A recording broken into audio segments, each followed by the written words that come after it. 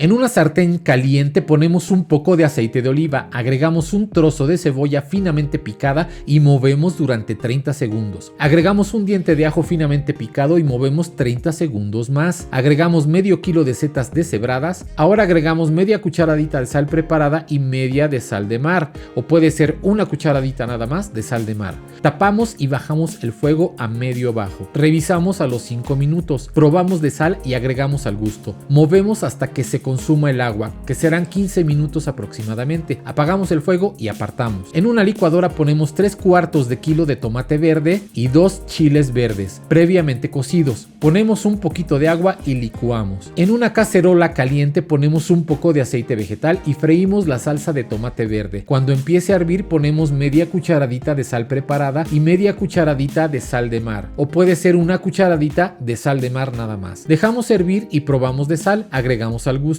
Bajamos la lumbre a medio baja y en caso de que esté un poco ácida la salsa, se puede agregar media cucharadita de azúcar. Agregamos 250 mililitros de crema, que es una taza, es crema vegana que también tenemos en el canal, y mezclamos bien y apagamos el fuego. En una cacerola ya caliente ponemos un poco de aceite vegetal, agregamos 2 chiles poblanos previamente asados, pelados, desvenados y limpios, partidos en rajas por la mitad. Movemos por 3 minutos y agregamos los granos de un elote. Ahora agregamos media cucharadita de sal preparada y media de sal de mar, o puede ser una cucharadita nada más de sal de mar. Movemos un minuto integrando bien los ingredientes y apagamos el fuego. En una sartén ponemos un poco de aceite vegetal y freímos suficientes tortillas completas y tortillas a la mitad para nuestro molde. Ponemos una capa de tortillas en nuestro molde, las partidas a la mitad van en las orillas, en las esquinas. Agregamos una capa de setas, una capa de rajas con elote y bañamos con la salsa. Ponemos otra capa de tortillas, una capa más de setas, otra capa más de rajas con elote y volvemos a bañar con la salsa. Terminamos con una capa de queso tipo asadero que tenemos en el canal, o podría ser el queso vegano de su preferencia. Lo metemos al horno previamente precalentado a 180 grados centígrados o 350 grados Fahrenheit durante 20 minutos y así nos queda este delicioso pastel azteca.